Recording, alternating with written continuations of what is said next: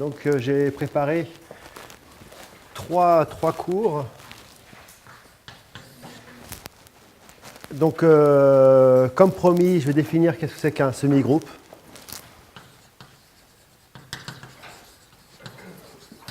Je vais le définir proprement.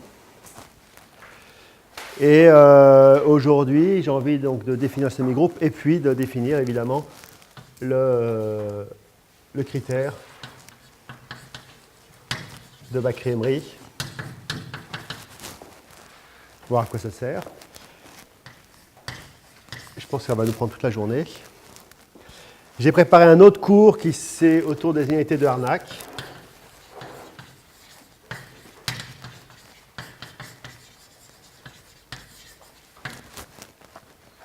Pour des équations de parabolique.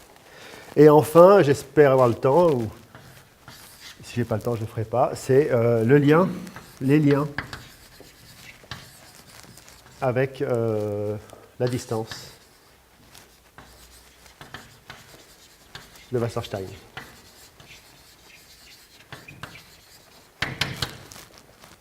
Donc, lien avec le transport optimal, a priori, pas c'est même sûr, rien à voir avec ce que fait Bertrand Maury. Alors, je vous encourage à me poser des questions si vous ne comprenez pas. Même si j'ai pris beaucoup de plaisir à préparer ce cours, il faut quand même qu'il y ait de l'interaction entre vous et moi. Alors, le cours numéro 1, si j'écris tout là-bas, ça va ?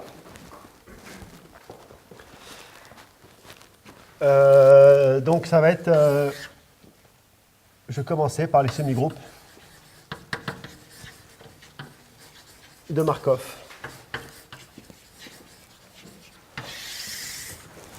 Alors, il y a 1000 semi-groupes, 1000 définitions, enfin 20 définitions différentes de semi-groupes, semi-groupes de Feller, semi-groupes de Markov, etc.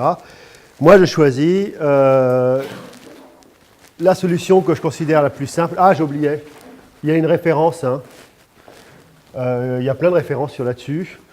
Sur ce que je vais raconter, c'est sur un livre qui s'appelle Analysis and Geometry of Markov Diffusion Operator 2014 par Bakri, moi-même et Ledoux. Si vous n'arrivez pas à la trouver, vous pouvez envoyer un petit mail. Je vais avoir des versions que je peux envoyer. Alors, pour faire très simple, je considère qu'il y a en fait 3 modèles. Et il existe en gros 3 espaces sur Terre. Le premier, je vais commencer par le deuxième. On l'a vu hier, c'est Rn muni de la mesure gaussienne. C'est le premier espace. Alors pour le premier, évidemment, on le connaît tous, c'est Rn muni de la mesure de Lebesgue. Dans ce cas-là, c'est le semi-groupe de la chaleur. Le deuxième espace, c'est Rn muni de la mesure gaussienne, c'est le semi-groupe de Scheibenbeck. Et le troisième, on met tout ça ensemble, c'est la sphère Sn, munie de sa mesure de Riemann, des lambda, et ça, c'est le semi-groupe sur la sphère. Alors, ça paraît délirant, c'est que ça, c'est quand même, à mon sens, très peu connu. La sphère, on ne sait pas bien encore ce que c'est que la sphère S2. En dimension, qui vit en dimension 3, le ballon de foot, n'est pas encore complètement compris en termes de semi-groupe, ce qui paraît un peu délirant. Mais c'est effectivement le cas. On connaît plein de choses, bien sûr. Alors, qu'est-ce que c'est qu'un semi-groupe de Markov? Alors, je vais énoncer toutes les hypothèses que je donne, globales, et puis de temps en temps, je donne des propriétés que je ne vais pas forcément démontrer. Vous allez voir, ce n'est pas si difficile. Ou alors vous dites, ah bah oui, un bêta-théorème qui vous dit, ça c'est vrai. Donc la définition déjà. Alors j'hésite. EF, c'est un bon espace.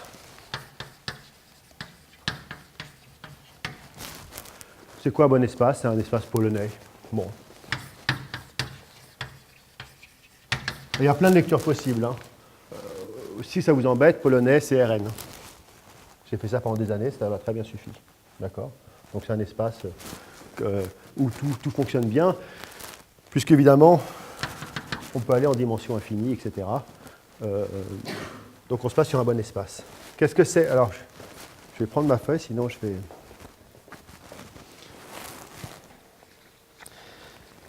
Donc je vais définir ce que c'est qu'un... Dans mon esprit à moi, la terminologie est idiote, mais bon, un bon semi-groupe. C'est-à-dire un semi-groupe sympathique. Qu'est-ce que c'est qu'un semi-groupe sympathique?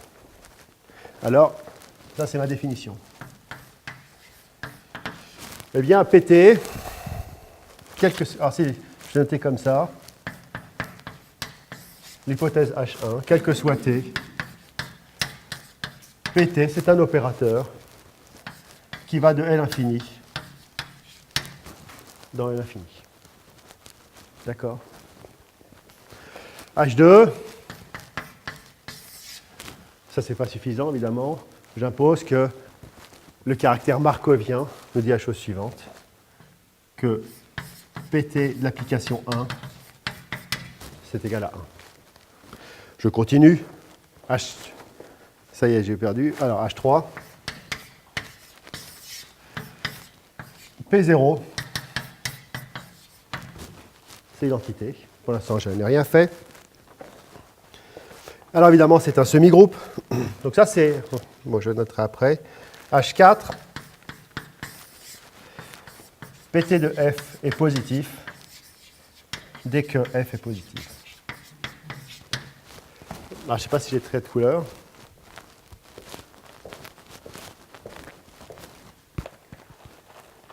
Une petite là, hop. Si vous êtes habitué à faire des semi-groupes, en théorie des opérateurs bornés, non bornés, etc., là j'ai rajouté quelque chose d'important. C'est ces deux propriétés. 1 est envoyé sur 1 et la positivité est préservée. Ça, c'est le caractère markovien. D'accord? On oublie, hein, si vous n'êtes pas probabiliste, je crois qu'il y en a juste un ici, mais voilà ce que ça, le caractère markovien, il est ici.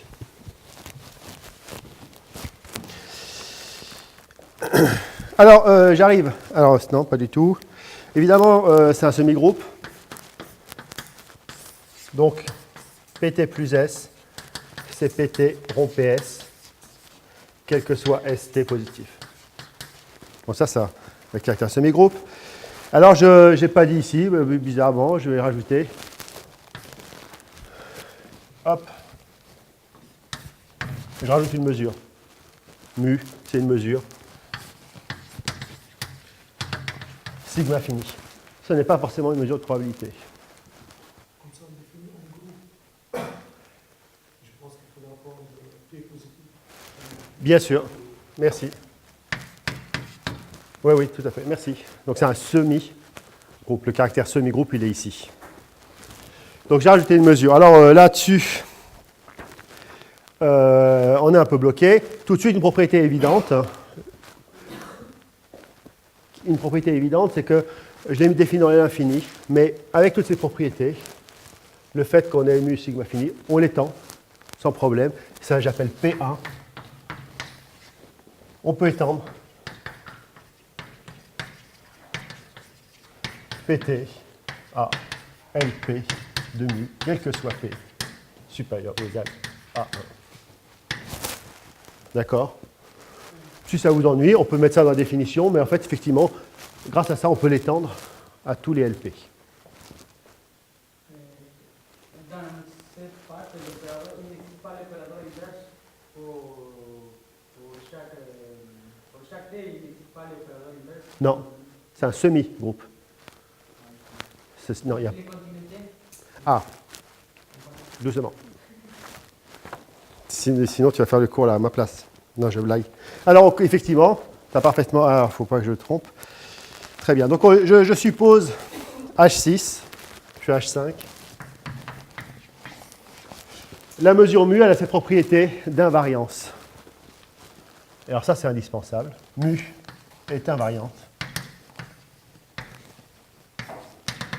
Alors je prends f positive, hein, mais intégrale de PTF des mu. C'est intégrale de f des mu. Mu, ça va être la mesure qui ne change pas le semi-groupe. C'est une hypothèse. H6. H7, c'est exactement ce que tu dis, c'est la continuité. Sans cette continuité, on ne peut rien faire. Donc la continuité, et là je fais un choix. Tout ça, je n'ai pas tellement le choix, tout ça. Ici, je vais faire un choix qui est dicté par ma définition à moi des semi-groupes, enfin à moi, de ma communauté. C'est-à-dire que PTF tend vers intégrale de f quand t tend vers 0 dans L2 de mu. Mon espace favori, c'est quand même L2. Il est hilbertien, c'est vachement simple. Donc c'est lui qui va me plaire. Et je demande, j'impose la continuité dans L2 de mu. C'est une hypothèse. Je continue. Une deuxième propriété, on voit facilement que si je prends la norme f PTF dans LP, ce n'est rien d'autre que PTF à puissance P des mu. Vous êtes d'accord avec moi? J'ai cette propriété que j'ai déjà énoncée hier, mais vu que, si vous vous souvenez de la démonstration de l'unité de Jensen, que si PT de 1 égale à 1 et que P et T préservent les fonctions positives, ça vérifie l'unité de Jensen. Donc ça, c'est inférieur. Je peux faire entrer le P à l'intérieur du PT.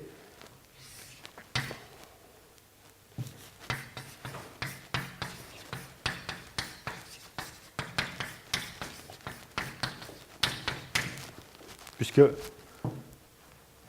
il ne voit rien PT par rapport à mu, je peux le retirer et j'obtiens la norme P de mu. Donc, ces semi-groupes contractent toujours la norme LP. Propriété beaucoup plus difficile. P3. Mais là, c'est vraiment un bêta-théorème, enfin un méta, je ne sais pas comment vous appelez ça. Ça, c'est juste un théorème de Kolmogorov. Alors, pour les probabilistes, pour le probabiliste, c'est simplement l'espérance conditionnelle. C'est l'existence d'un noyau. C'est très simple, c'est pas très compliqué, mais ça c'est vraiment parce qu'il est polonais, et évidemment RN, tout ça c'est polonais, c'est que PT f de x, fonction de Green si vous voulez, s'écrit comme f de y, petit pt de x de y. Ce machin-là, c'est le noyau.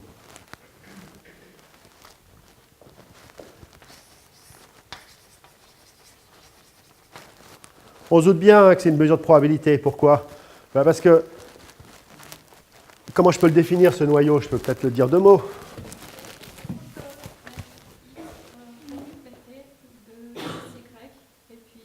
Ah, ça c'est parce que si vous supposez qu'il admet une densité.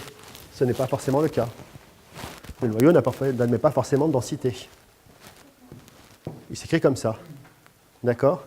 Mais... Ah, ben c'est une interprétation, elle est probabiliste. Hein, c'est la loi partant de x du semi-groupe du processus de Markov. Bon, au niveau probabilité. Sinon, c'est la solution fondamentale de l'EDP. Mais comment on peut l'imaginer? C'est évident. Je peux prendre PT d'indicatrice de A.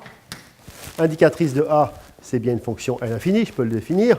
Et ça, je peux poser comme définition l'intégrale sur A de PT de x de y.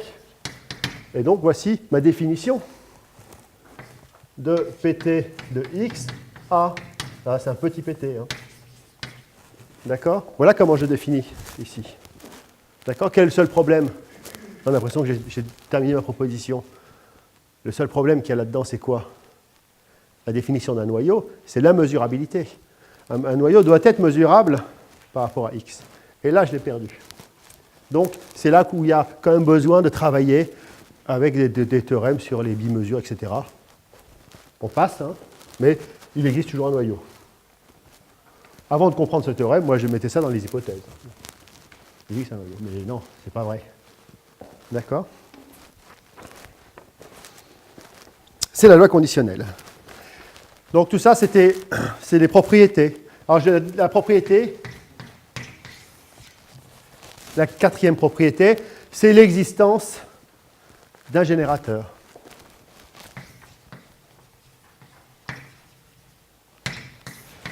Alors quand vous avez un semi-groupe, n'importe quel semi-groupe qui agit dans L2 ou dans LP, L infini c'est peut-être moins sympathique, dans L2, comme c'est notre cas, dans tous les LP, il existe un générateur.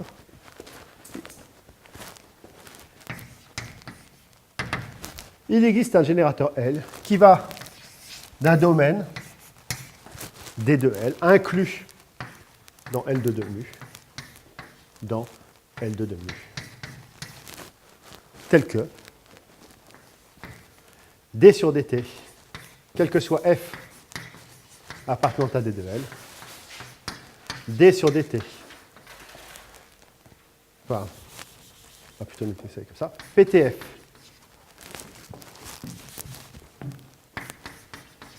moins f sur t, converge. Non. Non, pas du tout. Je ne sais pas ce que c'est. PTF moins f sur t, donc c'est la dérivée, quand t tend vers 0, tend vers LF, évidemment, dans L2 de mu. Ça, c'est un très très joli théorème. C'est un théorème, c'est la théorie Il-Yoshida, des années 80, quelque chose comme ça. Il y a célèbre bouquin de Yoshida, ils en sont à la 6e édition, où ils traitent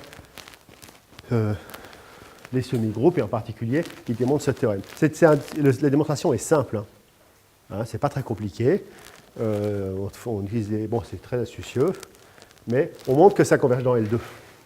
D'accord ? Voilà notre générateur. Évidemment, notre générateur, hier, j'ai supposé que les fonctions étaient affinies à support compact, parce que c'était plus sympathique, mais mon domaine était plus grand. Il y a un domaine qui n'est pas tout L2. Hein, on a perdu, évidemment, je ne vais pas pouvoir dériver toutes les fonctions dans L2. Mais certaines fonctions vont pouvoir se dériver, et ça me donne ce générateur. Ah oui, oui, bien sûr. Ça, mon théorème, il est nul, là, évidemment. Mon théorème, il est vide. Parce qu'il suffit que je prenne D de L égale le vide, ou 0, c'est réglé. Oui, oui, tu as bien raison. Et D de L est dense, et c'est ça peut-être dans les 2 de mu. C'est ça le théorème, hein, c'est évidemment ça. C'est-à-dire qu'il existe un domaine dense dans L2 de mu sur lequel on peut dériver PTF en t égale 0.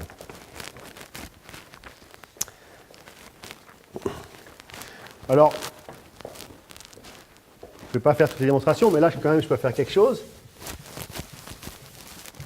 C'est là, j'ai pris la dérivée en t égale 0, mais en fait,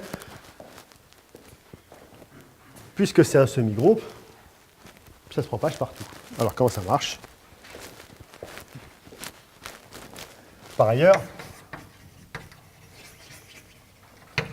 quel que soit f appartenant à D de L, quel que soit t positif, d sur dt, comme ça, d sur dt de PTF, c'est égal à LPTF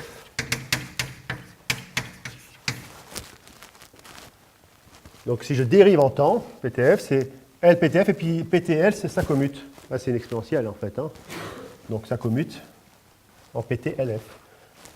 Attention, là, je ne l'ai pas marqué, mais toutes ces égalités, bon, ça, c'est une égalité de fonction mesurable. Ça, c'est la dérivée dans L2. C'est la limite dans L2. Donc je marque. Hein. Alors, comment ça marche? Eh bien, c'est plutôt simple. Alors, je vais quand même vérifier, je ne vais pas me tromper. Je fais PT de PHF moins PTF sur H. OK? Alors, je n'y comprends pas grand-chose, parce que j'ai seulement l'hypothèse que F appartient à D de L. Donc ça, je l'écris différemment, que P H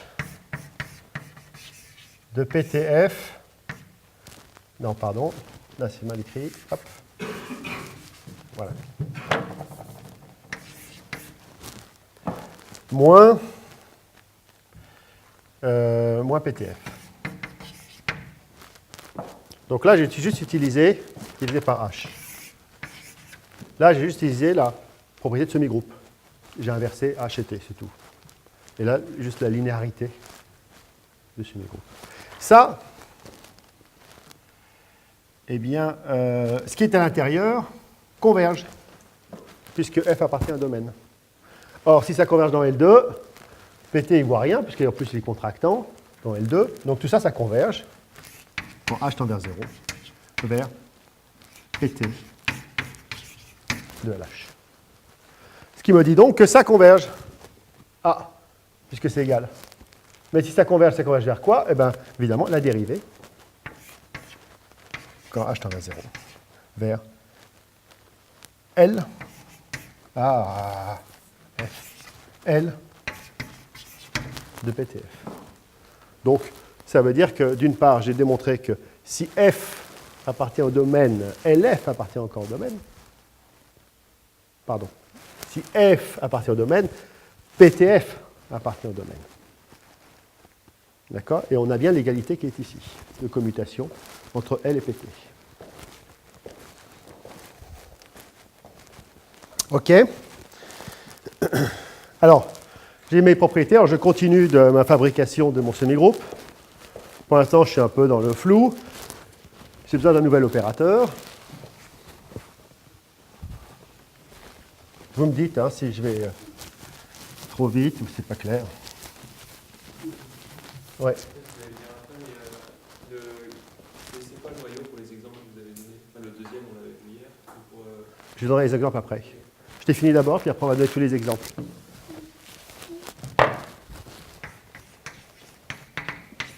L'opérateur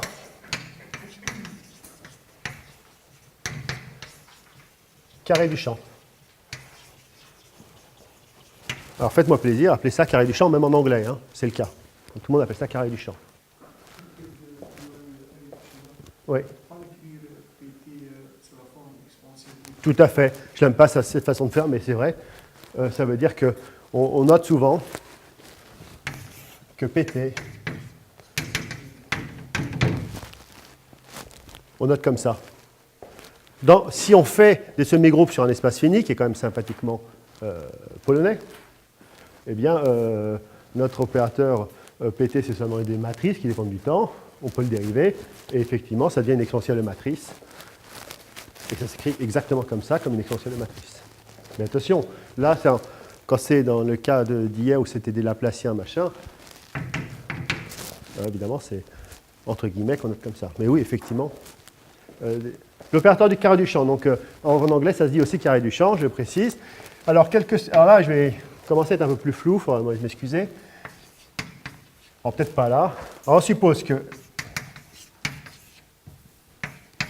F et G appartiennent au domaine, puis aussi le produit.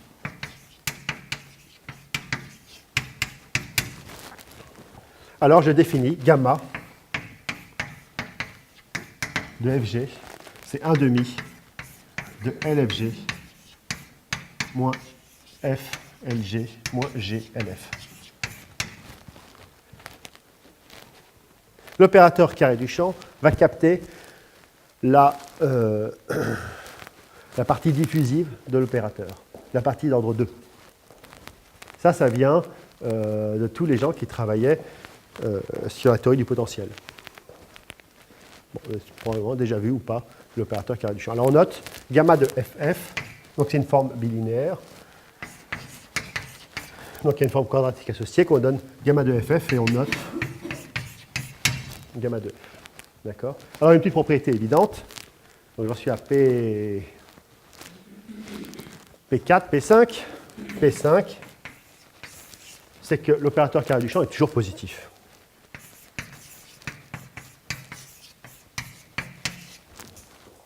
Je ne marque pas où appartient F. F, il appartient là où ça existe.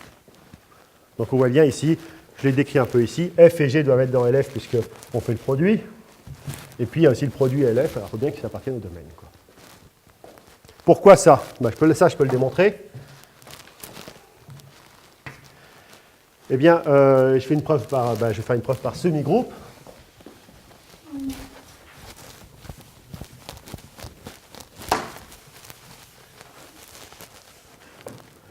Faire une preuve.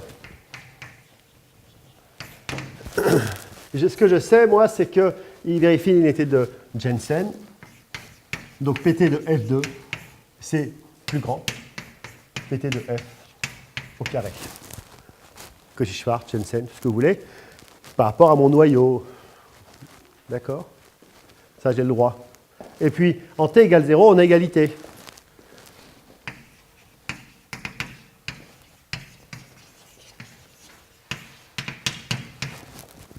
D'accord? Donc si en t égale 0 on a égalité, la dérivée en 0 eh bien, conserve l'inégalité. Donc si j'ai dérive en t égale 0, et dans ce cas-là, je prends f appartient à ce qu'il faut, le même qu'ici, pour que je puisse dériver. Si je dérive ça en t égale 0, ça nous fait quoi? L f carré, puisque je prends t égale 0, supérieur ou égal 2 f lf. Vous êtes d'accord avec moi? Bon. Et ça, c'est gamma. LF2 moins 2 fois FLF. Donc gamma est positif. Donc gamma, c'est toujours un opérateur positif. Très bien.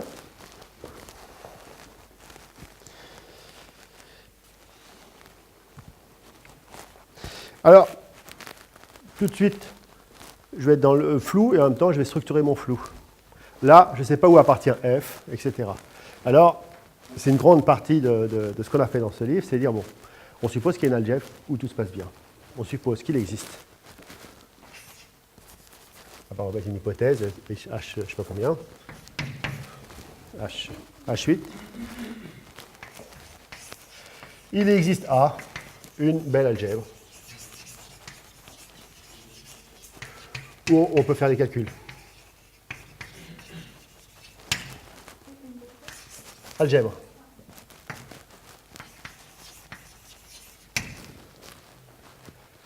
Alors, ça c'est très flou, puisqu'en plus, c'est même encore doublement flou parce que ce n'est pas tellement suffisant pour nous, il faudrait deux algèbres pour les comparer, mais ce n'est pas très grave. Dans notre tête, si on se place dans mes trois modèles, Rn, la sphère, une variété riemannienne, ou même en espace de dimension infinie, on va prendre, alors pour une variété riemannienne, bornée, non bornée, il faut que ça soit juste complète, hein, on prend juste les fonctions à support compact. Souvent, A, c'est l'infini. Donc dans Rn, c'est l'ensemble des fonctions, c'est infini à support compact. En dimension infinie, ça va être les fonctions à support compact, mais qui dépendent d'un nombre fini de valeurs, de variables. D'accord? Ou, dans cette algèbre, on peut faire tous les calculs, on peut calculer le carré du champ, etc. Alors pourquoi je dis que je suis dans le flou? Parce que, et parfois on a envie d'appliquer ça à 1. Parce que j'ai envie d'appliquer ça à 1, je sais que L1 ça va faire 0, et j'ai envie, et 1 n'est pas une fonction à support compact. Donc on va pouvoir coupler, si on veut, des fonctions à support compact avec des fonctions qui ne sont pas à support compact pour faire le produit. Donc je pourrais besoin de jongler sur deux algèbres. On s'en fiche, ça c'est vraiment des problèmes techniques. Et moi ce que j'ai envie c'est d'utiliser sur des exemples. Les exemples c'est clair ce que sont les fonctions. Cette algèbre là, c'est pas du tout le domaine de mon générateur. Ça c'est vraiment effroyable et très peu connu. On ne sait pas qui est le domaine d'un générateur. Hein, on peut parfois le décrire pour la chaleur, etc. Mais c'est quelque chose d'assez méchant. Mais c'est pas grave. Puisque de toute façon, on travaille sur l'ensemble des fonctions C infinies à support compact, qui lui aussi est dense dans L2, et qui est inclus dans le domaine. Ben bingo, on travaille sur là-dessus, et puis quand on veut étendre ou une inégalité ou quelque chose comme ça, une propriété sur L2 de mu, on peut très bien le faire sur mon algèbre, et puis je l'aurai sur L2. Donc ça suffit en fait. Mon domaine du générateur, c'est quelque chose de vraiment méchant que je ne connais pas. Et que le domaine? Non. Ah si, on a un peu de propriété là. Comme j'ai démontré, c'est stable par PT. Mais on connaît peu. Et on s'en fiche un peu. D'accord? Oui.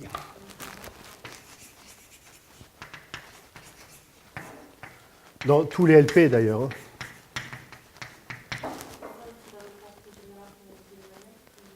Voilà. Ce qu'on demande en fait, c'est qu'il y ait une algèbre qui est dans un LP. Et puis quelques petites propriétés, mais c'est pas je pense qu'on pourrait faire un véritable cours là-dessus. On travaille dans l'infinite aussi. Oui. Et ça, c'est pas dans l'infinite. Bah, si, c'est dans l'infini, ça. Non, c'est pas dans l'infini. Bah, alors, pour ça, c'est plus pour les LP. Alors, c'est pour ça qu'on a besoin de compléter avec, en rajoutant les fonctions constantes. Donc, en fait, on va créer un...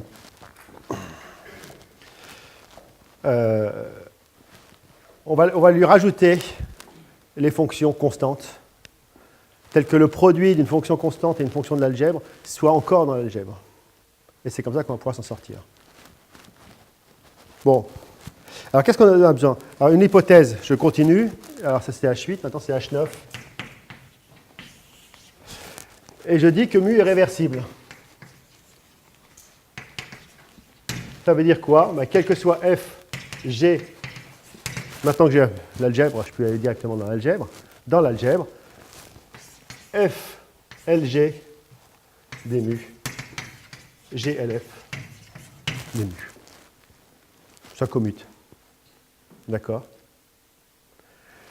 Et de façon équivalente,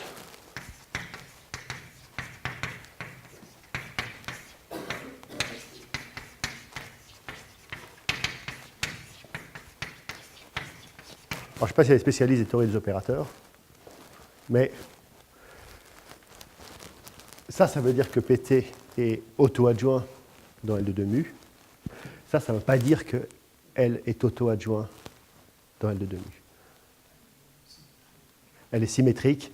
Et pour être auto-adjoint, eh bien, il faut qu'elle étoile ait le même générateur et le même domaine. Et alors là, on rentre dans l'enfer. Et alors, grâce aux propriétés que je vais énoncer, enfin qu'on admet là-dedans, on peut étendre L à un opérateur auto-adjoint. Mais voilà, là, on ouvre un gros livre pénible, mais effectivement. Mais j'en ai pas besoin ici. Je suis supposé que c'est symétrique sur l'algèbre A. D'accord? Ça, c'est une propriété dont je n'ai pas besoin, a priori, pour tout ce que je vais faire. Cette propriété-là, ça veut dire que mu est réversible. Elle n'est pas forcément utile. Mais grâce à ça, on peut construire, on a toute la structure pour bien construire notre opérateur PT. Donc, on le rajoute, et ce n'est pas toujours utile, ce n'est pas toujours indispensable. Et pour notre confort, on le met. Alors, si vous utilisez tout ça, et vous avez la définition de L, vous avez la propriété qui arrive directement. Moi, j'ai le numéro 6. C'est l'intégration par partie. Maintenant que j'ai tout ça, j'ai quoi? Que l'intégrale de FLG des mu, eh bien, tout est fait pour que ce soit intégrale moins gamma de G de mu. En utilisant tout ça, je n'ai rien fait en fait. Hein. L'intégration par partie, la vraie intégration par partie, elle est cachée là. Le fait, dans notre tête, le L c'est un Laplacien, et le fait de passer le L à G à F, c'est cela où j'ai fait une double intégration par partie, et elle est cachée là aussi. Et se retrouve exactement l'opérateur gamma. D'accord? Et avec le moins, toujours, de l'intégration par partie. Vu que j'ai décidé de faire définir proprement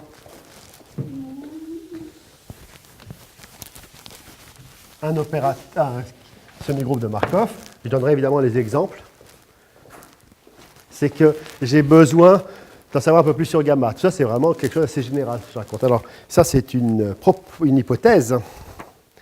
Et là, je suis H8, H9, donc je suis H10. H10,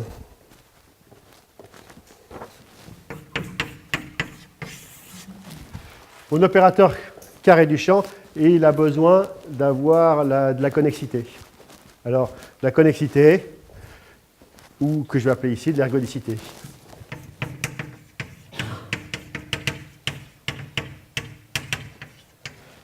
L'ergodicité, ça veut simplement dire que si gamma de f égale 0, c'est équivalent, il y a un sens qui est évident, je ne mets pas, que f est constant.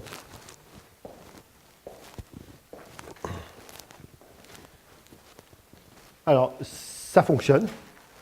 Je ne triche pas trop. C'est-à-dire que ici, je prends f dans A. Et puis, on a deux cas. Donc voilà, c'est une hypothèse d'ergodicité. OK? Bon. Et alors ça implique directement. Alors, je suis à P7. Ben, la véritable ergodicité, dans le sens qu'il y a deux cas. Ici, j'ai mis constante, mais attention, on est dans L2 de mu.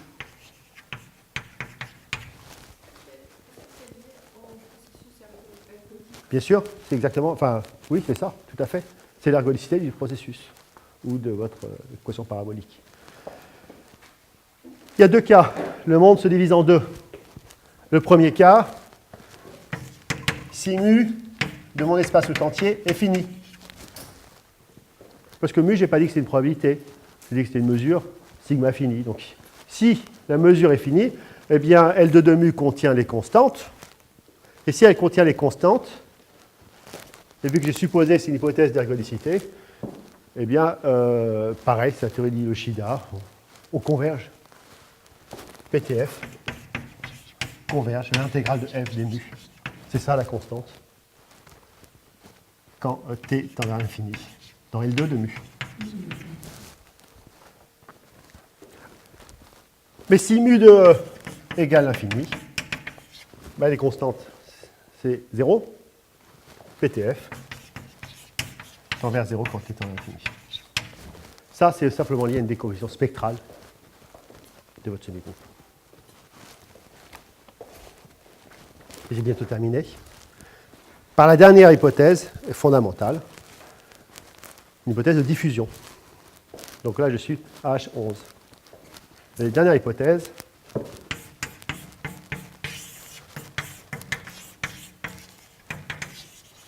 de diffusion. Alors, je la souligne aussi en rouge.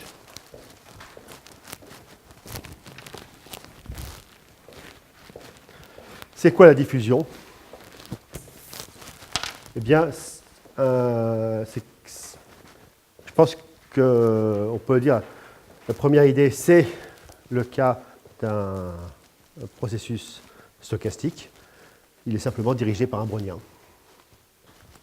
ou par quelque chose qui ressemble à un brownien. Un processus qui ne saute pas. C'est tout. D'accord? Donc tout ce qui est processus de Poisson, processus de Lévy, je les enlève. Au niveau des EDP, c'est seulement une EDP donnée par un opérateur différentiel d'ordre 2. Alors, qu'est-ce que ça veut dire, diffusion? L, phi de F1, Fn. Donc j'applique L à une fonction de F1, Fn. Tout est dans le bon espace, tout doit être dans l'algèbre, tout marche bien. Ça, c'est simplement dire que c'est la somme des di phi appliqué à F1, Fn, L, Fi, plus somme sur Ij, d de Ij phi fois gamma de Fi, Fj. Voilà ce qu'on appelle une diffusion. Alors phi doit être de classe infinie, tout ça, et puis F1, Fn, tout ça doit appartenir à la bonne algèbre, etc. Il n'y a pas de piège.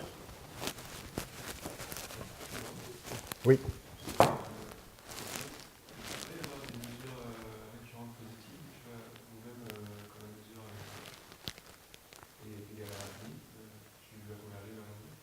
Et non. Ben non.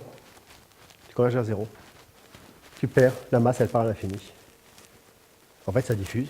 Enfin, j'utilise le terme diffusion, mais même si ce n'est pas une diffusion, diffuse comme ça, ça part, tout disparaît. L'opérateur de diffusion, ça veut dire, autrement dit, c'était plus agréable, gamma, c'est pareil, c'est un opérateur, c'est une c'est une dérivation par rapport à chaque variable. Phi de f, g, ben, je peux sortir phi prime de f, gamma de fg. Ça veut juste dire que gamma, c'est un opérateur de dérivation par rapport à chaque variable. Donc, heuristiquement, tout ce que je dis de façon parfaitement générale s'effondre un petit peu. Vous allez me dire, ce que vous faites, c'est un peu débile. Alors, mais c'est quand même avec des guillemets. J'applique à phi de x1, xn. Plaçons-nous dans Rn. D'accord? Phi de x1, xn. Et j'applique ma petite formule ici. OK? Donc, je vais calculer L phi, en fait. Puisque je peux maintenant faire semblant, je vais cacher les variables. Et j'applique ça. Eh ben, ça nous fait quoi? Somme des di phi, je remets les variables. Ah ben, fi, c'est lxi. Plus somme sur ij de d2 phi en ij de gamma de xi, xj. D'accord? Quand je confonds l'application et la variable, quoi. D'accord? Donc ça veut juste dire être diffusion, ça veut juste dire que L phi, c'est la somme des di phi fois un petit coefficient AI de x, x1, xn, plus somme de d2 ij de phi fois sigma ij de x. Quoi. Donc, être de diffusion, ça veut simplement dire que mon opérateur L est un opérateur différentiel d'ordre 2. D'accord? Donc, tout mon cas général, là, c'est fond. Pourquoi vous embêtez avec tout ça? C'est gigantesque, déjà. Hein. L'opérateur différentiel d'ordre 2, c'est déjà quelque chose de gigantesque. Alors, pourquoi c'est un petit peu flou, ce que je dis? Parce que, bon, est-ce que la fonction xi, je peux bien la définir, etc. Mais, heuristiquement, c'est vraiment ce qui se passe.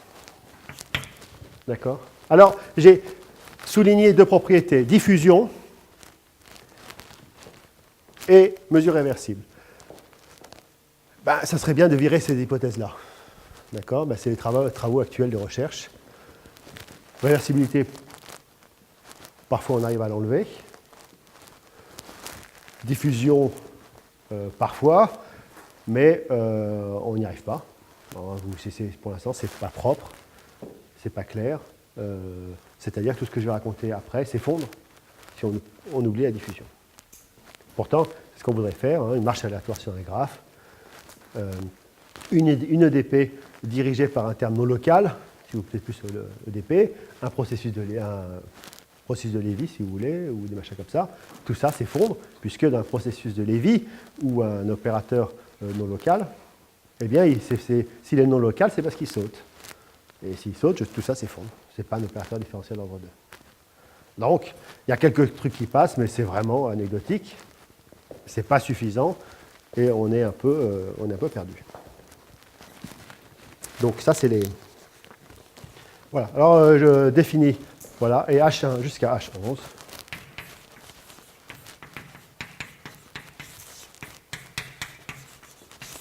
C'est ce qu'on a appelé dans notre bouquin un Markov. Un triplet de Markov.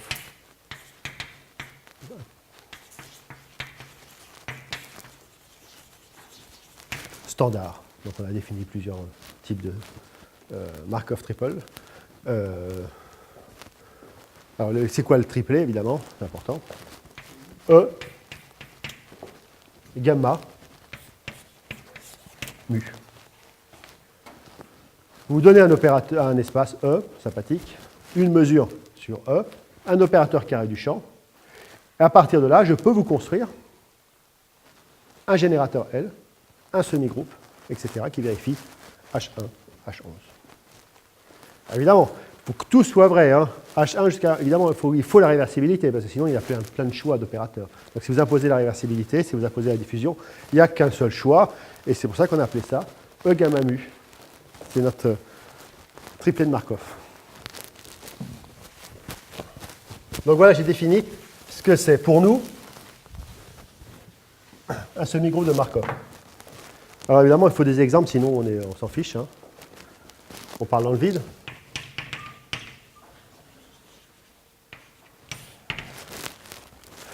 Alors l'exemple, le premier exemple, je commence par le deuxième, mais E c'est égal à Rn. Gamma de F, c'est grade F carré. À vous de marquer où appartient F, voilà, c'est évident. Et mu, c'est gamma, la mesure gaussienne. Bah, PTF, je réécris. F de exponentielle moins Tx plus racine de 1 moins exponentielle moins 2T, Y des gamma de Y. Vous faites un changement de variable ici. Vous mettez tout là-dedans, vous avez votre noyau. Il est horrible à écrire, donc je ne vais pas l'écrire. Vous avez votre noyau d'Orstein-Uhlenbeck. Ça, c'est Orstein-Uhlenbeck. Et vous avez votre générateur, c'est Laplacien. Moins x grade. Et vérifiez absolument tout ce que vous voulez. C'est bien un opérateur de diffusion. On voit bien, c'est un opérateur différentiel d'ordre 2, Laplacien, moins x grade. Je l'ai mis en 1 parce que hier, j'ai parlé d'Orstein-Uhlenbeck, mais je devrais plutôt parler. Alors là, vous voyez, c'est un cas très sympathique puisque gamma de E, c'est égal à 1, c'est une mesure de probabilité. Donc on converge bien vers sa moyenne. Le deuxième exemple, c'est E égale Rn. Et je prends gamma de F. Mais maintenant, je change la mesure, mu. Je prends la mesure de Lebesgue. Ben, le seul semi-groupe qui vérifie tout ça, évidemment, c'est le Laplacien. Et c'est le Laplacien, c'est la chaleur.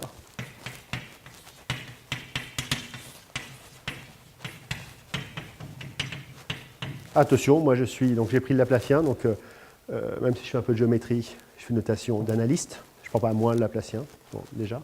Et puis ici, je suis plus analyste que probabiliste et je ne mets pas 1,5. Donc là, j'ai 4t, 4πt à la puissance n sur 2 dy. Voici mon noyau.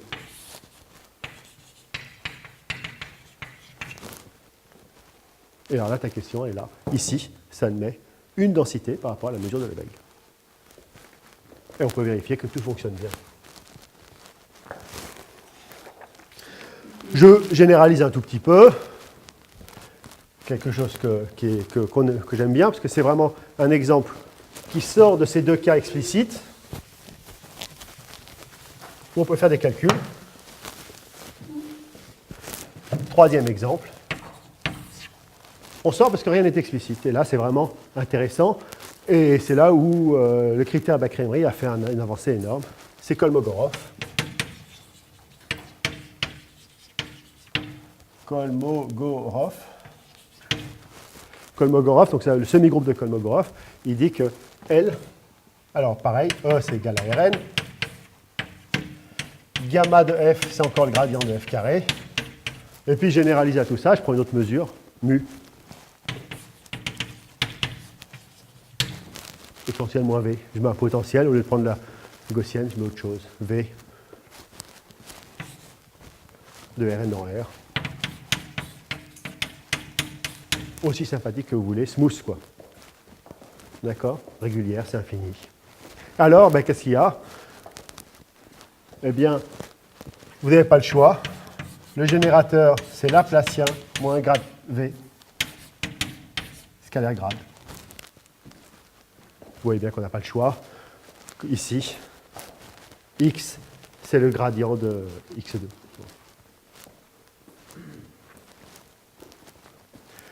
Et là, on me posait la question tout à l'heure, ah, ça ne suffit pas pour définir mon machin. Il faut quand même que j'ajoute des choses dans V. Alors, ça, c'est un autre problème. Ce n'est pas mon problème. C'est-à-dire, je rajoute l'hypothèse que V est comme il faut pour que ça définisse bien un semi-groupe. Alors, il y a plein de conditions. Là, c'est des bouquins entiers pour savoir quelles sont les fonctions V qui définissent bien un semi-groupe. Quel est le problème? Ben, le problème, c'est soit on est probabiliste, c'est qu'on a notre EDS qui va exploser, soit on est analyste des pistes, notre DP a un blow-up en temps fini. Si V est n'importe quoi, ça peut exploser. Donc, il faut rajouter, il faut que ça tende à l'infini. Alors, j'aime bien cette condition, je vous la donner. Par exemple, V. Alors, V, c'est le potentiel. Enfin, je ne sais pas si Kolmogorov a vraiment travaillé là-dessus, mais bon. Et V, on appelle ça un potentiel. Alors, V tend vers l'infini quand X tend vers l'infini. Par exemple, et grade V carré moins Laplacien V est borné inférieurement. Vous voyez une condition qui marche. Il y en a 1000 des conditions. Il n'y a pas une condition, il y en a vraiment un paquet. Ou alors, tout simplement, vous dites que V est convexe, en plus, qui tend vers l'infini, ça marche encore mieux. Mais c'est plus restrictif. Donc, pour que tout fonctionne bien, c'est-à-dire que je peux bien définir mon semi-groupe PT, et j'ai besoin de rajouter des conditions sur V, sinon ça ne marche pas. D'accord? Je ne l'ai pas marqué, mais notre semi-groupe est solution de dtu égale à LU. U de x0. Donc, si je définis mon semi-groupe, non pas en me donnant PT, mais en me donnant son générateur, il faut quand même que tout ça, ça définisse bien un semi-groupe. Donc là, il faut travailler. D'accord? Donc c'est plus des pistes. Tout ce que j'ai raconté là, c'est soit ça s'appelle le principe du maximum. Ça veut dire que PTF est positif, si F est positif, c'est simplement le principe du maximum. Semi-groupe, c'est quoi? Oui, mais pourquoi c'est la propriété de semi-groupe? D'où elle vient quand on est des pistes? Non, semi-groupe, le fait que PT rompt PS, c'est PT plus S. C'est l'unicité. C'est-à-dire que si vous faites une solution qui part de T, puis vous l'arrêtez, et puis vous la continuez, c'est comme si vous étiez commencé au point S et vous continuez. C'est l'unicité de la solution, le caractère semi-groupe. D'accord?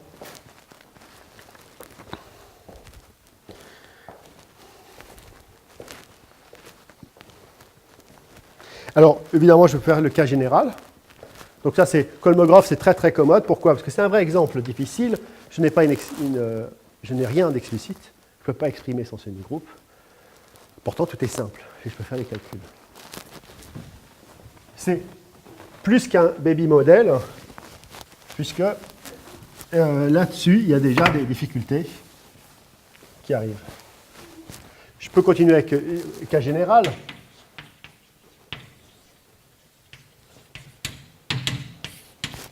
Cas général 1, c'est quoi? Alors, comment je l'ai marqué, moi? Moi, je l'ai marqué une fois sous forme de processus, mais bon, on s'en fiche. Hein. Alors, je mets quoi? Je mets sigma de xt dbt plus a de xt dt. Donc, si je vous donne une EDS, une équation différentielle stochastique, eh bien, ça, c'est associé à un générateur qui vaut... Alors, j'ai mis racine de 2 ici. Pour quand j'utilise Ito, ça va me tuer ce machin-là. Et ça fait somme des A, I, J, de X, D, I, J, F, donc LF. C'est un opérateur comme ça, plus somme sur I, des AI. Alors ça, c'est une matrice. On est dans Rn. AI de X, D, I, F. Donc si vous donnez de façon générale un opérateur différentiel ordre 2 de cette forme-là, il est associé à un processus de Markov de cette forme-là, et puis on n'a que A, c'est sigma étoile. Donc A est une matrice, ça c'est dans Rn, donc ça vit bien dans Rn, et on a cette forme-là dans Rn. Et là, il faut rajouter, évidemment, des conditions de non-explosion. Je ne peux pas les marquer ici parce que d'une part, je ne les connais pas par cœur. On suppose que tout fonctionne. Et d'autre part, la diffusion, c'est bon, l'existence de ma mesure réversible. Pardon? C'est non-explosion. Existence, quoi. C'est-à-dire que maintenant, si vous parlez de l'équation parabolique, il faut qu'elle existe. Alors, il faut supposer que, par exemple, sigma est minoré, il ne doit pas toucher 0. là, typiquement, et puis à IJ doit être comme il faut de ce type-là pour qu'il y ait existence et non-explosion. D'accord?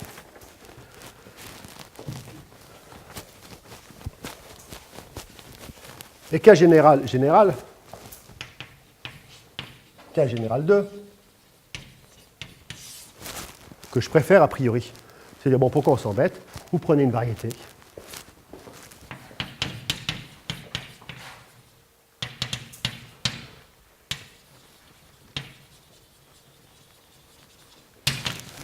Variété riemannienne. Bon, si vous n'êtes pas habitué aux variétés riemanniennes, ce n'est pas grave.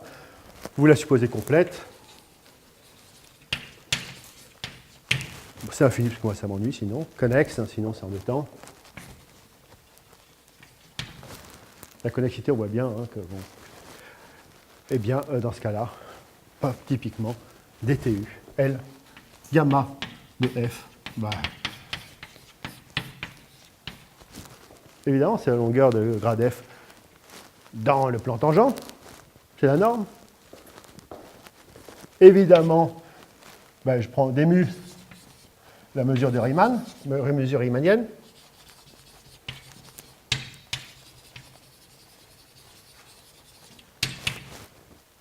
Et mon générateur, ben, je prends la place Beltrami, puis c'est réglé. Ouais, j'appelais ça la place Beltrami. Ben, il s'écrit comme ça, hein. Sauf qu'on n'a pas tellement envie d'écrire comme ça. Mais c'est ça, d'accord? Et grâce à ça, ou alors, vous faites un peu de proba, c'est très simple, vous définissez le mouvement brownien sur une variété riemannienne, c'est pas très compliqué, vous faites ça localement sur une carte. Sur une carte, ça ressemble à RN, vous faites ça, voilà, vous brownien, puis dès que vous allez presque sortir de la carte, vous changez de carte, vous avez une liste de la solution, donc vous prolongez votre mouvement brownien, etc. Vous avez défini votre mouvement brownien. Si vous avez votre mouvement brownien, sur votre variété, vous définissez votre opérateur L. Et voilà, l'opérateur de la place Beltrami. Évidemment, la mesure riemannienne est telle que c'est réversible. Et on généralise une fois, mais bon, on n'est pas obligé. Ici, je peux parfaitement rajouter un champ de vecteurs, grade V, et dans ce cas-là, c'est juste l'exponentielle moins V.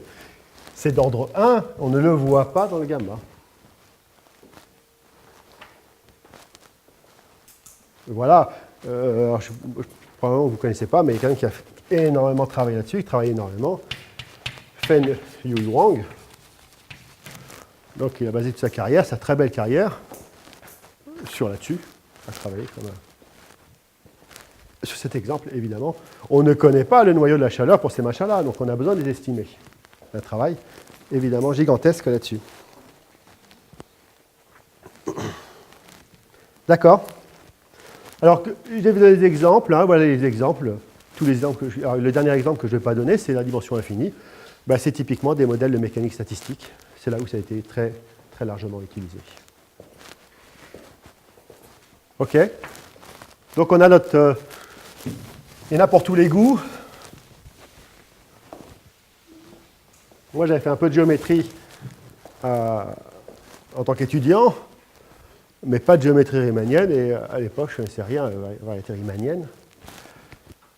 Et ben, j'ai oublié ça, et je travaillais pendant pas mal d'années sur Kolmogorov. Ça me suffisait. Ah, j'ai oublié. Alors, j'ai travaillé sur Kolmogorov, et c'était très bien. Puis après, j'ai appris la géométrie, et j'ai travaillé là-dessus, mais on peut choisir. Là, j'ai oublié, évidemment, c'est fondamental. Gamma de FF, eh bien, c'est ma mesure A. Grade F, A, grade F. Évidemment, A, c'est une matrice positive, sigma, c'est ma étoile, symétrique, positive. Donc là, c'est bien un opérateur positif. Donc là, j'ai changé la métrique. Si vous travaillez là-dessus, ben, ça peut paraître une bêtise de prendre comme carré du champ ou de calculer la longueur d'un gradient comme ça. C'est pas ça la bonne métrique. Ça, c'est pas une bonne idée. Si vous voulez calculer la longueur d'un gradient, c'est une bonne idée. C'est celle-là qu'il faut utiliser. Vous êtes obligé de la changer un petit peu et de lui rajouter une matrice. Attention, A dépend de X, hein, c'est un peu compliqué, mais c'est celle-là qui est importante, qui a été adaptée, a priori.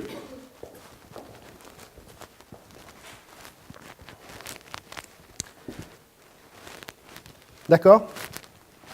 Voilà, maintenant que j'ai fait tout ça, j'ai le cadre de semi-groupe, mes équations paraboliques, et c'est ça que je vais étudier. Et donc, ce que je veux proposer, c'est 32 critères de Macri-Emery. Ou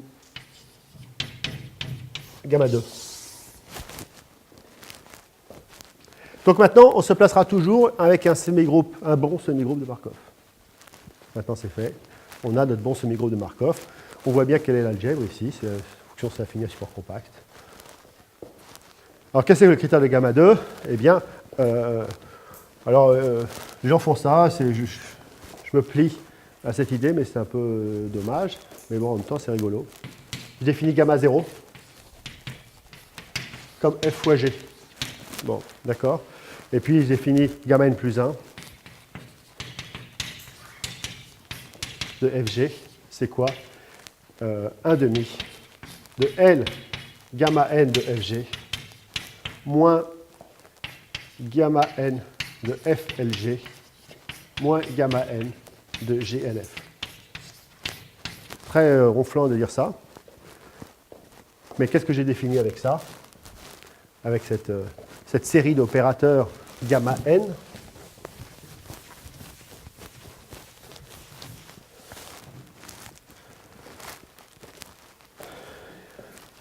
Eh bien, j'ai défini gamma, je peux le noter là, gamma 1, vu que gamma 0, c'est le produit, gamma 1, c'est gamma, c'est le carré du champ. Et donc, j'ai aussi un gamma 2, l'opérateur gamma 2 qui est le suivant.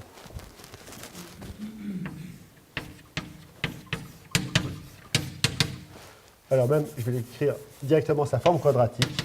Gamma 2 de f, c'est L gamma de f moins 2 fois gamma de f LF. Voilà l'opérateur carré du champ itéré, si vous voulez. Je recommence une fois l'opérateur carré du champ. Et c'est ça notre opérateur gamma 2. Alors pourquoi c'est ronflant ce que je raconte? Parce qu'on ne sait pas quoi faire de gamma 3, gamma 4, etc. Donc, on s'intéresse à gamma 2, on ne sait pas encore à quoi sert gamma 3. Donc, je crois que c'est un peu débile ce que je raconte, mais ça c'est important. Alors c'est un opérateur absolument horrible. Pourquoi horrible? Parce que gamma c'est un opérateur d'ordre 1 et on fait agir dessus un opérateur d'ordre 2, donc ça fait un opérateur d'ordre 3. Donc c'est un cauchemar. Et alors, la définition c'est la suivante. Vous prenez une courbure ρ, une dimension n. Attention, n c'est un réel, peut être égal à 3,5. N supérieur ou égal à 1. La courbure négative, ça existe aussi. Enfin, pardon, la dimension négative, ça existe, c'est encore balbutiant, mais moi je prends, voilà, pour simplifier, n supérieur ou égal à 1. Et on dit que semi-groupe, L vérifie le semi-groupe. Donc le bon semi-groupe.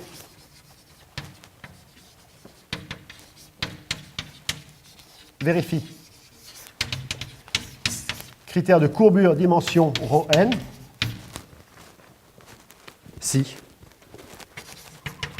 quel que soit f appartenant à mon algèbre, gamma 2 de f supérieur à ρ gamma de f plus 1 sur n LF carré. C'est ça le critère de courbure dimension, le critère de Macri-Emery.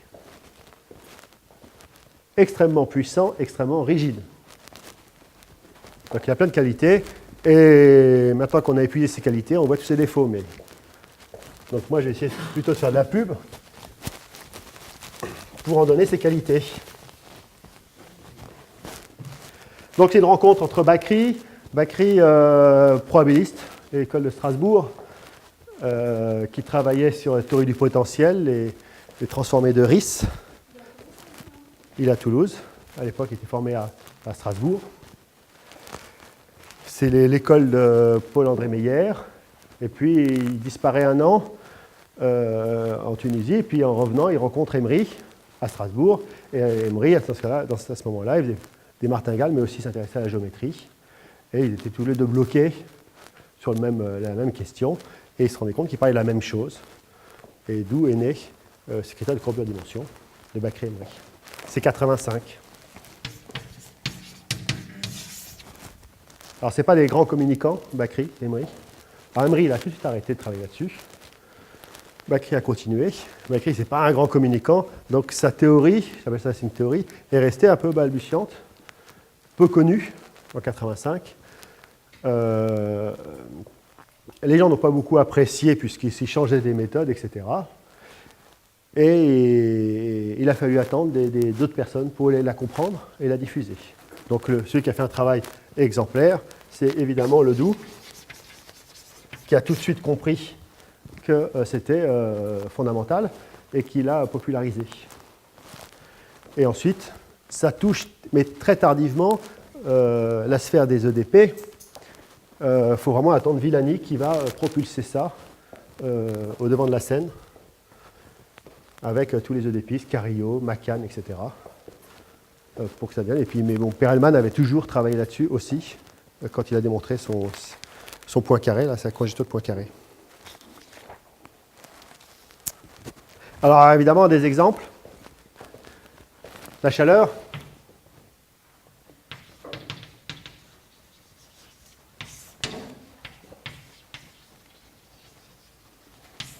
Je pense que ça ne sert à rien que je fasse les calculs devant vous. Ils sont très simples. Je peux calculer gamma 2. Alors gamma 2, 2 fois gamma 2, parce que le 2 il m'embête là. C'est Laplacien de grade f carré, moins 2 fois grade f scalaire, grade de Laplacien f. Alors, c'est un peu pénible à écrire. Ça prend 2 lignes. 4 lignes la première fois, puis 2 lignes la deuxième fois. Mais ça, c'est tout simplement, les termes d'ordre 3 se simplifient. C'est la somme des DIJ f au carré. C'est la norme de la Hessienne de f. La norme Hilbert-Schmidt de la Hessienne de f. Alors, bah oui, c'est super, la chaleur. Vous n'allez pas faire grand-chose, vous ne savez pas quoi faire grand-chose. Donc ça, bah, vous éliminez tous les termes croisés, vous gardez que les termes diagonaux, vous faites un Cauchy-Schwarz. Et ça, on voit facilement que c'est 1 sur n, Laplacien f, carré. Donc là, je suis dans Rn.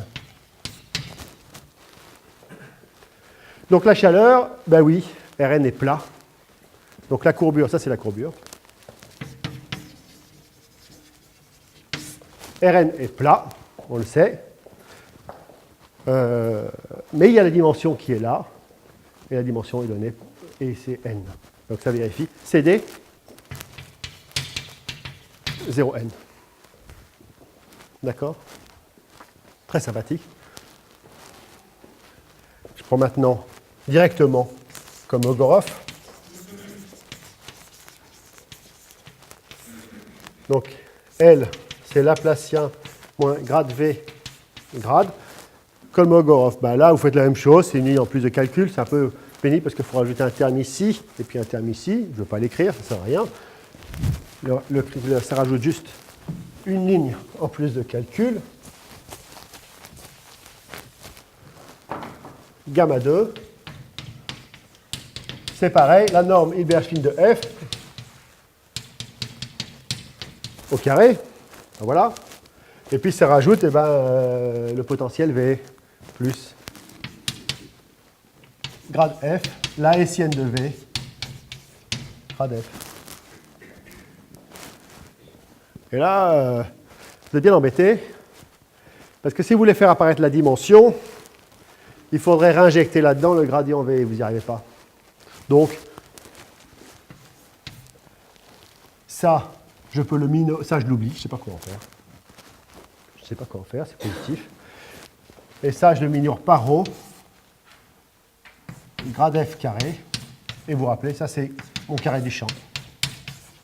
Et ça c'est si, la Hessienne de V, est minorée par ρ, identité. Donc en courbure minorée, alors typiquement, c'est un très très bel exemple. Si V est minoré par ρ, donc le résultat est simple. Si grade de V lessienne est minoré par ρ identité, on a CD, ρ, il n'y a pas de dimension, on a une dimension infinie. N vaut l'infini.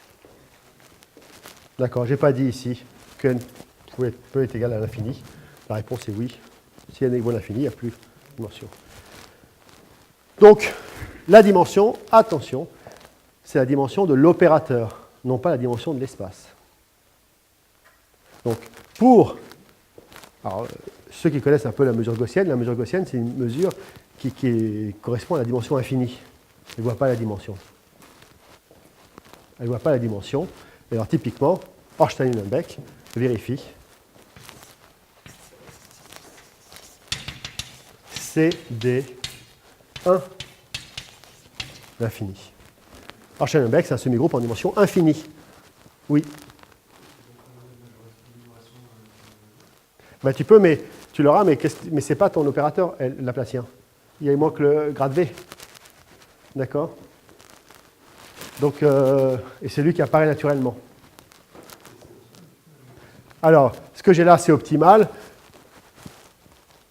Bah non, il faudrait travailler un petit peu. Parce que ça ne marche pas, parce que si V égale 0, c'est faux, ça. Parce que dans ce cas, je peux rajouter la dimension. Donc, on peut faire, trouver la dimension, c'est une condition un peu horrible là, de produit tensoriel. Mais il y en a une, on peut rajouter la dimension si on veut. Donc, Ornstein-Uhlenbeck, vérifie CD1 l'infini. Alors, évidemment, il faut que je termine par l'exemple sympathique, le cas général.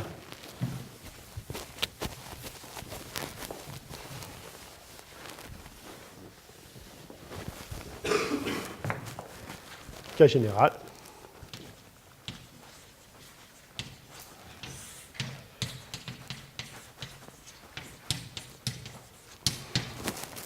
C'est l'opérateur de la place Beltrami. Alors je calcule gamma 2. Donc gamma 2 de F, c'est tout simplement, j'aurais écrit Laplacien de grade F au carré. Alors, je vais mettre un demi ici. Là, je remets le 1,5 là-dedans. Hop, pardon. Excusez-moi. Erreur. J'aurais pas dû mettre le 2. Le 2, s'il est là, c'est qu'il se retrouve ici. D'accord. Donc, je préfère le remettre dedans. 1,5 de l'opérateur de la place Beltrami, moins chat, moins 2 fois. Non, il n'y a plus le 2 là. Grade F. Scalaire, alors scalaire évidemment dans la variété. Gradient, Laplacien GF. D'accord. Alors, je ne sais pas s'il y a des géomètres ici. Non. Un petit peu. Ben, c'est quoi? C'est la formule? Ben ouais, c'est la formule de Bochner. Ça, c'est égal. Bochner, Lichnerovitch. SCH peut-être. Moi, je mets Weizenbock. Alors, je peux peur de faire des... Non, je crois que je n'ai même pas fait d'erreur. C'est pas SCH, c'est CH. Lichnerovitch. Qui nous dit quoi? Eh bien, que la formule de Bochner, Lichnerovitch, Weizenbock, dit simplement que ça, c'est égal. D2F en orbite Schmidt au carré, plus, on est obligé de rajouter la courbure Ricci par rapport à la variété de grade F. Grade F. Ça, c'est la formule de Bochner, année 30. Année 30, c'est ça qui nous dit, c'est très joli. On met un peu de temps pour comprendre la première fois, puis après, voilà, en fait, c'est quand même assez simple. C'est presque la définition de la courbure de Ricci de la variété. La courbure de Ricci, c'est juste un tenseur d'ordre 2. Tenseur qui va s'appliquer à grade F, grade F. Donc le théorème, il est simple, parce que je peux faire exactement pareil. Je peux prendre une base orthonormée de mon espace tangent. Oublier, dans ce cas-là, la norme Hilbert-Schmidt, c'est exactement la même chose que là-bas. Mais alors, si j'ai pris un espace orthonormé, je peux faire un Cauchy-Schwarz aussi. Et donc, le théorème, c'est le suivant. Je vais le marquer ici. Si Ricci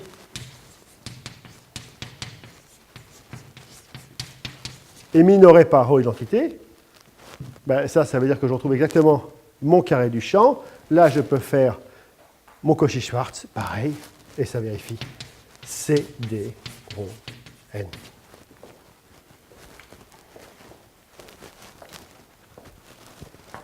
D'accord. Donc, carré riemanien, c'est vraiment tout propre. Donc, les gens qui ont fait ça, alors il y a des articles de, je ne vais pas être méchant, mais j'ai oublié qui c'était, comme ça je ne vais pas les citer, mais qui ont travaillé sur l'opérateur de diffusion générale dans Rn, etc. Et puis ils trouvaient des conditions pour calculer gamma 2. Mais c'est horrible. C'est un tenseur qui est vraiment horrible, si on calcule les courbes de Ricci. Et donc ils ont trouvé des conditions. Mais effectivement, on n'a pas le choix de se placer dans le cadre, dans une écriture de géomètre, pour s'en sortir, sinon c'est un cauchemar. Un gamma 2, c'est vraiment un tenseur, et on a vraiment du mal à savoir si c'est minoré ou pas. Ce n'est rien d'autre que la courbure de Ricci. Donc notons ici, par exemple, la sphère Sn vérifie C, D, n-1, n. La courbure de la sphère, elle est constante. C'est pour ça que c'est un espace super. Alors, j'ai oublié de dire, c'est que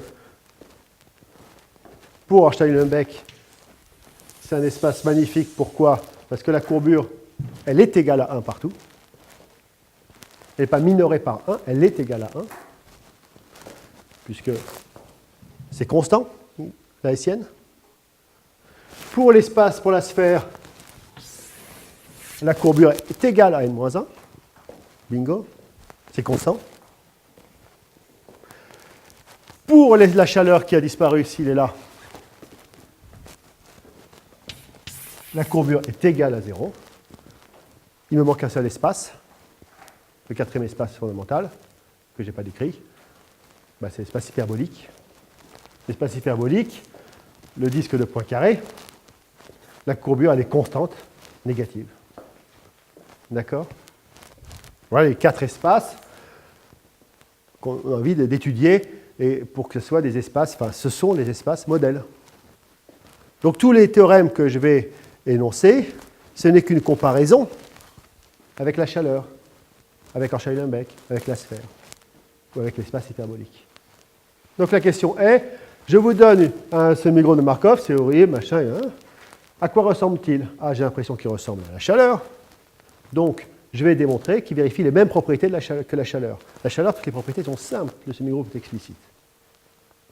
Donc, le critère gamma 2, c'est un critère de comparaison. Je compare à la chaleur, je compare à Hornstein-Lundbeck, je compare à la sphère, etc. Celui-là, il est complètement compris, Hornstein-Lundbeck. Ben, la chaleur, ça paraît con, mais non, je ne suis pas d'accord, ce n'est pas complètement compris. Il manque des choses, la dimension, elle disparaît dans pas mal d'endroits. Et la sphère, comme je vous l'ai dit, n'est pas comprise. J'ose pas dire, l'espace hyperbolique, c'est un peu lointain pour moi, je ne suis pas sûr de tout comprendre non plus. Ah, eh ben, j'ai le temps de démontrer le premier théorème. C'est à quoi ça sert. Je ne sais pas si j'ai le temps, mais je fais au moins le début. Mon but, c'est de faire des bornes sur le gradient.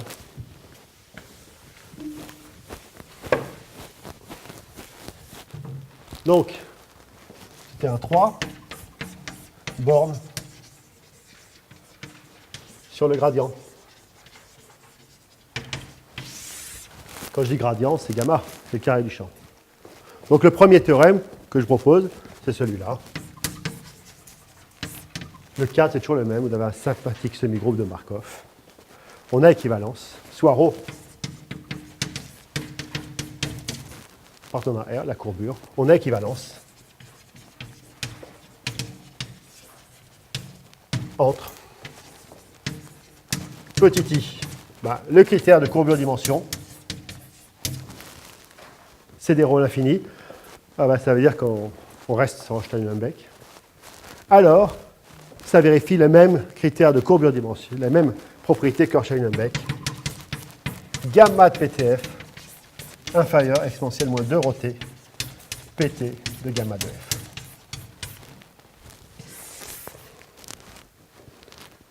Donc voilà, le début de ce qu'on fait Bakri. C'est 85. C'est très fort, hein. Bon, ça, la démonstration, elle fait 2 lignes. C'est très fort comme théorème. Parce que vous vous placez dans le quadrimatien, vous avez une équation de la chaleur, associée à la place Beltrami, patati patata. Si vous savez que la courbure est minorée par ρ, supposez que la courbure est simplement positive, vous n'avez aucune idée de comment fait votre semi-groupe de la chaleur, vous savez qu'il a un gradient qui contracte avec explicitement la borne ici. Et c'est équivalent d'être en courbure minorée par ρ que de contracter le gradient. Donc si vous avez simplement l'information que la courbure est minorée, vous ne pouvez pas avoir mieux que ça. D'accord? Voilà, je vous fais voilà, 5 minutes, j'ai le temps de faire la preuve.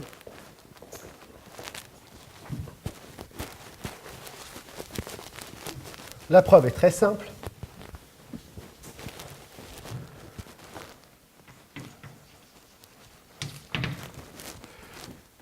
Ah ben je peux faire d'abord, bon je suis fatigué, je vais faire ρ égale 0, mais c'est pareil si ρ égale 0. Bon. Non, je vais faire, bon, je ne sais pas trop, on va voir. C'est la preuve qui nous intéresse a priori. Courbure, bande sur le gradient. Ça, c'est pas que des semi-groupes de Markov, c'est vraiment une estimation du gradient de la solution d'une équation parabolique, quoi. D'accord? Même si on est fait sur forme gamma, c'est simplement ça. Alors, T est fixé. Et je pose ma fonction grand lambda de S. Bon, souvent, on pose cette fonction grand lambda de S. Hein, comme étant, et là, on voit bien ce qui se passe. Comme hier, c'est simplement une commutation entre gamma et pt. Comment commute gamma et pt? Donc là, j'appelle ça la commutation faible. Donc si je veux commuter, ben, je fais ça, pareil, ps de gamma de pt moins sf. Je regarde comment ça commute. Et puis, comme souvent, j'appelle ça pt de gamma de g. Donc ça, c'est g. Bon, juste par simplifier, pour simplifier un peu l'écriture. Et je dérive. Alors, c'est la deuxième fois, on a fait ça une fois hier. On va le faire plusieurs fois entre aujourd'hui et demain. C'est une fonction de 2 variables. Celle-là, elle est simple à dériver. Je dérive d'abord. Lui, il y a un opérateur L qui apparaît, mais il commute. Ah, donc, ça fait PS de L gamma de G. C'est une fonction de 2 variables. Et maintenant, il faut que je dérive gamma de G. Mais ma gamma de G, c'est seulement une forme quadratique. Donc quand je dérive, il y a un 2 qui sort. Et puis, il y a un moins S, donc il y a un moins qui sort, moins 2 fois gamma de G LG. Forme quadratique symétrique. Enfin, pardon, forme quadratique est forcément symétrique. D'accord? Je ne sais pas si je comprends bien, mais je vais faire la question. Je ne sais pas si ça me dit. Vas-y. Lorsque vous faites T moins S, ça c'est les semi-groupes. Oui. Et donc T moins S, si je prends par exemple T égale à 0, vous avez T moins S. Attention, attention. S entre 0 et T. Ah, D'accord? OK. Donc le moins vient du moins S. Hein. D'accord? OK. Dites-moi s'il y a un problème ici, parce que c'est le calcul de base qu'on va appliquer une dizaine de fois. Quoi. OK. Ah, ben qu'est-ce que j'ai reconnu? L'opérateur gamma 2. L gamma moins 2, machin, c'est 2 fois PS de gamma 2 de G. Idiot. C'est ça?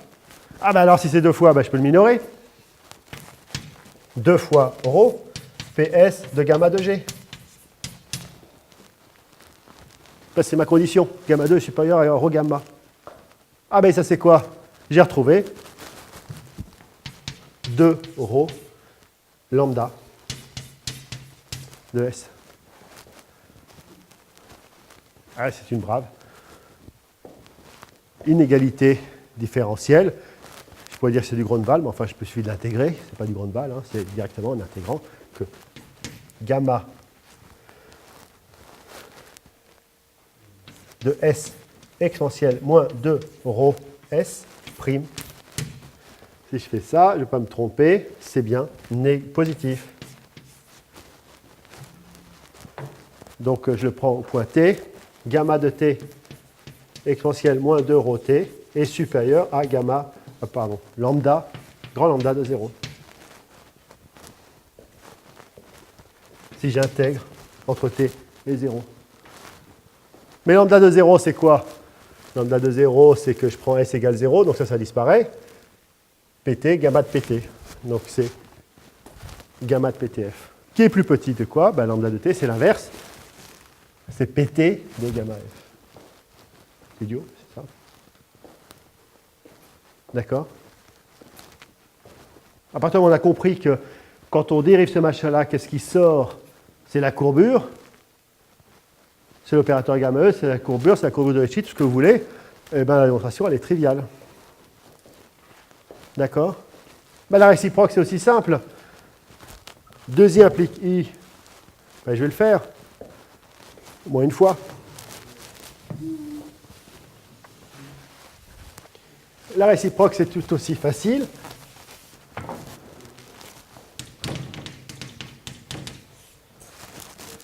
J'ai une inégalité fonctionnelle. Et quand t égale 0, ça fait gamma de f inférieur à gamma de f. Donc il y a une égalité en t égale 0.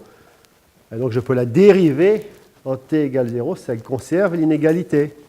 Donc si je la dérive, ça nous fait gamma de pt, c'est une forme bilinéaire quadratique, ça fait 2 gamma de FLF inférieur ou égal, alors je dérive l'exponentielle, ça fait moins 2 rho fois 1 fois gamma de f, plus la dérivée de l'autre, plus L gamma de f. Ce n'est rien d'autre. Je mets tout dans le bon sens. Lui, je le passe ici. L'autre ici, c'est CD rho l'infini. D'accord? Donc, qu'est-ce que j'ai fait ici? C'est une application vraiment toute simple, hein, mais qui donne beaucoup de force. Pas assez de force, mais quand même beaucoup de force. Qu'est-ce que je peux dire de plus? C'est qu'ici, je n'ai rien utilisé. Je n'ai pas utilisé le fait que c'est une diffusion. Je n'ai pas utilisé le fait que le semi-groupe était réversible. J'ai absolument rien utilisé de particulier. Donc ça marche en toute généralité sur des espaces, sur des graphes, tout ce que vous voulez. Ce processus assaut, passo, des opérateurs locaux, de locaux, vous avez toujours ça, à condition que vous calculez l'opérateur gamma 2. Vous pouvez le calculer, à condition que vous avez une borne sur l'opérateur gamma 2.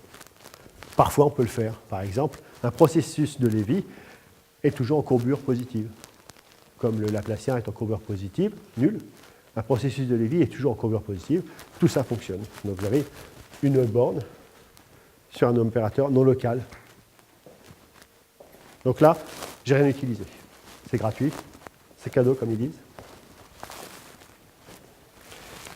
Donc je pense qu'il y a une pause. Hein. Sinon, je vais vous...